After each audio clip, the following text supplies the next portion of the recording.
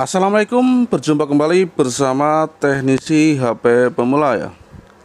Untuk pada kesempatan kali ini kita dapat kiriman handphone dari subscriber saya, yaitu dari Krisno di Pekanbaru ya. Ini ya, dari Krisno dari Pekanbaru yang lumayan sangat jauh ke Jakarta ya. Untuk handphone ini sendiri handphone Oppo F9 ya. Ini katanya sudah pernah di direct ya. Untuk kondisi saat ini dia hanya restart logo seperti ini ya. Dan katanya memang sudah melakukan direct MMC untuk satu kali ya. Memang untuk biasanya yang sudah di direct ini kondisi MMC-nya sudah urgent 90 ya, itu biasanya ya. Karena udah urgent itu kalau pengen awet ya harus diganti MMC-nya. Jika tidak diganti ya maka dia pastinya tidak akan awet. Kayak ini untuk mesinnya kita akan bongkar dulu di bagian penutup MMC-nya. Untuk MMC ini sendiri dia menggunakan MMC BGA 254 yang MMC-nya masih lumayan mahal ya lur. Oke, kita buka terlebih dahulu ya untuk tutup kalengnya. Dan untuk videonya seperti biasa mungkin akan saya percepat untuk menyingkat waktu ya. Kita ambil langkah-langkah pentingnya saja ya. Kita copot dulu penutup kalengnya seperti ini ya, dengan menggunakan tang potong ataupun menggunakan solder ya, terserah kita ya.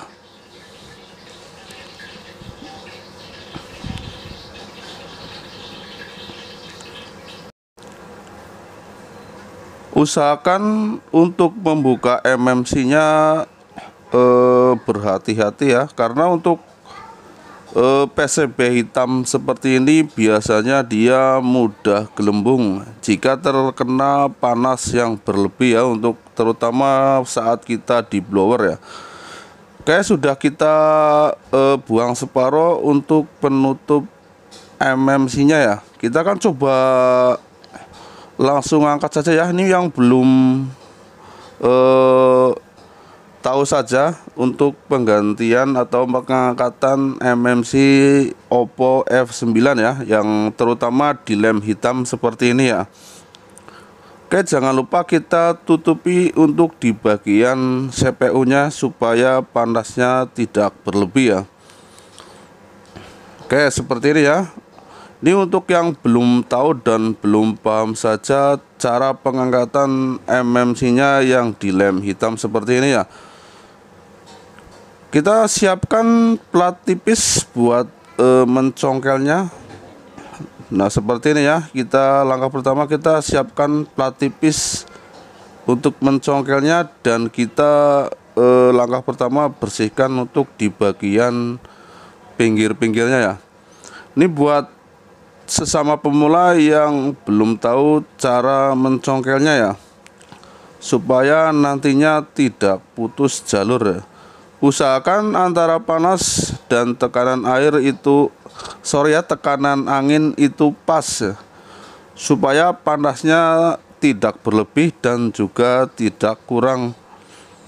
Karena jika panas berlebih bisa mengakibatkan mesinnya ataupun PCB-nya melembung ya. Karena untuk posisi PCB ini dia posisinya PCB hitam, jadi kita harus lebih ekstra hati-hati ya. Dan tidak boleh kurang panas juga ya. Jika panasnya kurang pun nanti bisa putus di jalur MMC-nya ya. Makanya ini perlu skill ya untuk pembukaan MMC di lem seperti ini ya sebenarnya. Karena sangat-sangat fatal jika resikonya kena putus jalur ataupun mesinnya gelembung ya. Oke, ini sengaja tidak saya skip ya, supaya biar siapa tahu ada yang belum paham untuk cara pencongkelannya ya.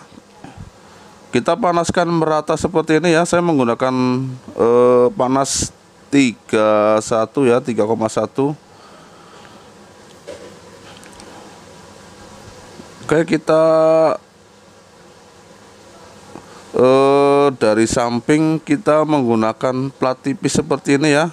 Kita congkel pelan-pelan supaya kira-kiranya sudah panasnya sudah merata ya.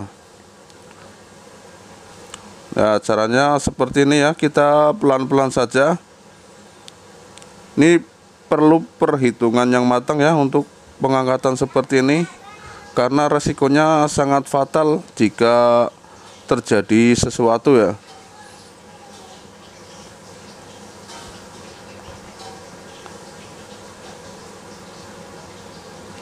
Oke ya, kita pelan-pelan saja. Usahakan panasnya merata ya, supaya nantinya dia tidak putus jalur ya. Ya, kita ratakan kembali. Dan jangan lupa untuk dikasih fluk supaya dia mudah kebuka ya. Oke, kita coba lagi ya, dikit-dikit seperti ini ya, supaya kita biar tahu letak posisi yang pas ya.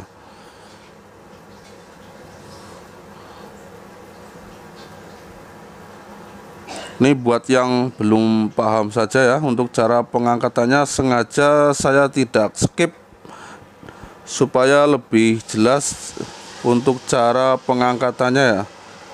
Ini saya tidak percepat ya lur, supaya lebih jelas buat yang belum paham saja ya, untuk pengangkatan MMC yang dilem hitam ya. Oke ya, kita coba dikit-dikit seperti ini. Usahakan panasnya jangan berlebihan ya, dan jangan di satu titik ya. Blowernya harus digoyang-goyangkan supaya panasnya merata ya. Jika panasnya satu titik nanti bisa gelembung PCB nya. Usahakan digoyang-goyang ya untuk blower itu ya. Oke, kayaknya sudah mulai merata. Dikit-dikit dicongkelnya seperti ini ya, yaitu bagian atas, tengah, dan samping ya, supaya memang untuk lem hitam ini lumayan susah, terutama di PCB Oppo ya. Ini ya sudah kita songkel, mudah-mudahan tidak ada yang putus jalurnya ya. Oke ya, seperti ini untuk proses pencongkelan ya. Untuk pembersihannya mungkin akan saya skip saja ya. Oke, kita akan menuju ke MMC-nya ya. Kita coba cek dulu di bagian MMC ya. Ya, ternyata untuk MMC memang sudah urgen 90 ya. Jika sudah urgen 90 seperti ini, percuma saja jika diakalin, itu tidak bakal awet ya. Untuk paling hidup cuman 1 minggu mati kembali ya. Karena ini masih bisa dibaca, kita backup dulu terutama di bagian sinyalnya ya, seperti ini ya. Kita langkah pertama kita backup di bagian sinyal ya, atau yang berlist merah seperti ini ya. Yang ada merah-merahnya kita checklist semua ya lur, dan kita cepatkan ya di 24 mHz supaya proses backupnya lebih cepat.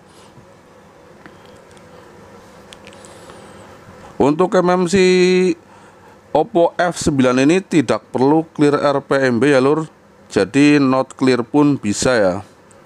Untuk copotannya mungkin dari Oppo F7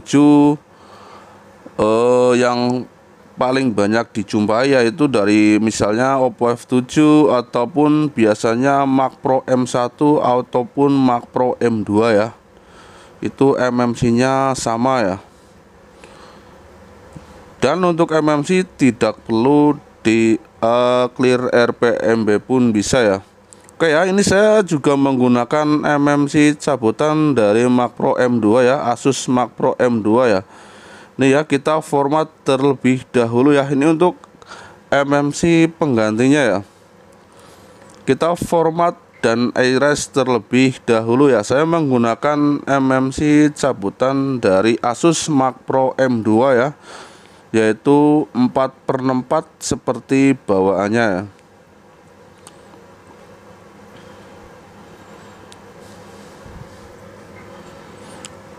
Oke, kita tunggu sebentar.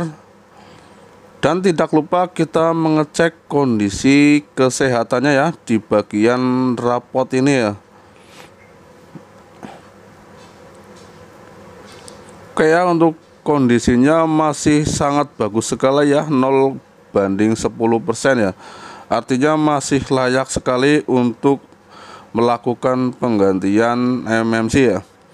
Untuk file saya menggunakan file backupan, yaitu file full dump seperti ini ya, yaitu file langsung hidup.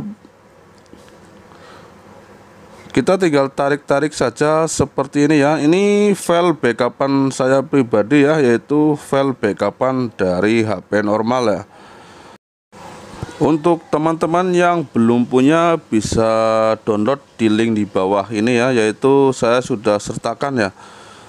Itu saya ambil dari Google ya, tapi bukan dari file backupan saya ya. Tapi intinya sama saja ya, saya sudah melakukan uji coba dan hasilnya pun berhasil ya. Oke, kita lanjut dengan write seperti ini dan kita tunggu sampai prosesnya selesai ya. Untuk proses ini mungkin akan saya percepat karena untuk menyingkat waktu ya lur. Kita anggap saja sudah selesai ya.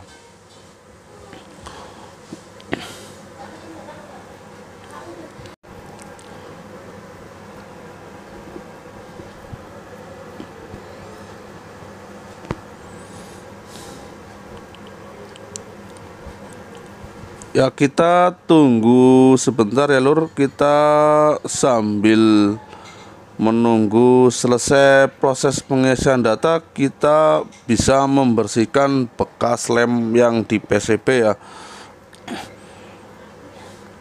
Kayak ini sudah saya percepat. Kita sudah selesai ya. Ini filenya sudah masuk semuanya.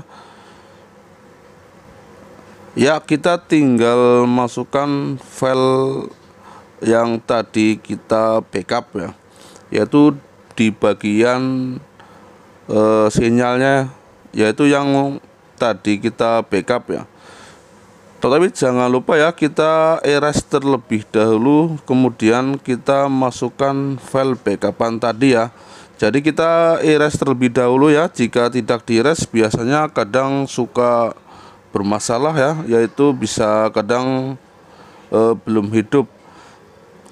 Ini udah saya format untuk sebelumnya dan kita masukkan kembali ya untuk file backupannya ya. Kita tinggal tarik-tarik saja seperti ini, seperti biasa. Oke. Jika tidak ada backupannya pun dia langsung hidup ya, dan bisa langsung refer email ya. Itu jika tidak ada backupannya. Untuk refer email memang bisa menggunakan UV dan bisa menggunakan MRT ya. Ini udah saya bersihkan untuk di bagian PCB nya ya. Saya percepat saja untuk pembersihannya ya. Mungkin saya juga sudah sering share ya untuk cara pembersihan lem hitam untuk di PCB seperti ini ya. Kayak kita akan coba langsung saja pasang untuk MMC nya ya.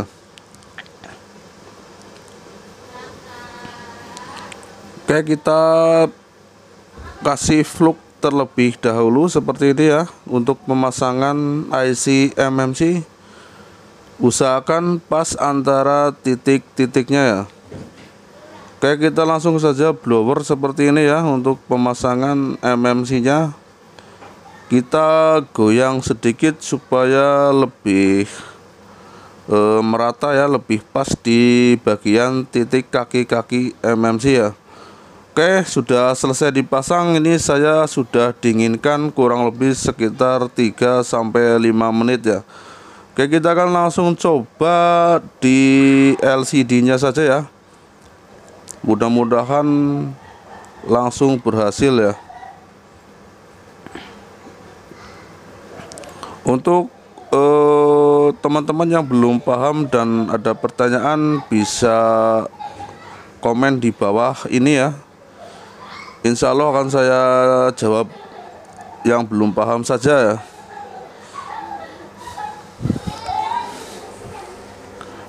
Coba kita langsung cas apakah ada tandanya ya. Ya, ternyata sudah ada tanda petir ya. Itu berarti sudah hidup ya untuk mesinnya ya. Oke, kita langsung hidupkan saja ya untuk handphonenya ya. Oke, sudah hidup ya. Kita percepat saja seperti biasa ya, karena untuk bootingnya lumayan lama, kurang lebih 3 menit, jadi kita percepat.